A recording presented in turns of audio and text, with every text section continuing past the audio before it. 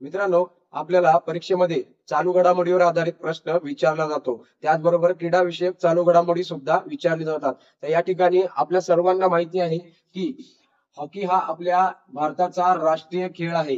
त्याचबरोबर या ठिकाणी पहा, पुरुष हॉकी आशिया कप 2025 चे आयोजन करण्यात येत आहे. कुठे?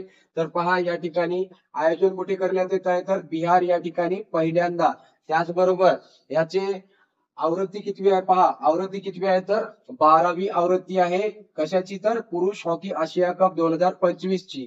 त्याचबरोबर हे कुठे? पहा, या ठिकाणी कधीपर्यंत होणार आहे? तर 29 ऑगस्ट ते 7 सप्टेंबर पर्यंत याचे आयोजन करण्यात आलेले आहे. त्याचबरोबर याचे स्थान काय? तर स्थान कोणते? तर पहा, या ठिकाणी राजगीर येथे पुरुष हॉकी आशिया कप होत आहे. त्याचबरोबर आपल्या परीक्षेमध्ये विचारले जाऊ शकते की या पुरुष हॉकी आशिया कपचे जे शुभंकर आहे ते काय? तर या ठिकाणी पहा, शुभंकर काय आहे? तर चांद ही आहे.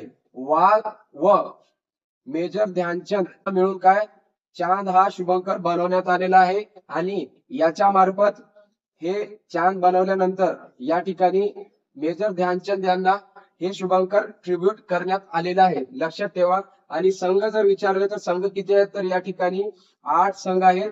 यामध्ये पहा, भारत, जपान, चीन, कझाकिस्तान, दक्षिण कोरिया, बांगलादेश, मलेशिया आणि चीनी तायपे हे संघ आहेत. टोटल संघ 8 आहेत. त्यानंतर भारतीय टीम कप्तान, हॉकीचे जे भारतीय टीमचे कप्तान आहेत तर कोण आहेत? तर हरमनप्रीत सिंग हे आहेत.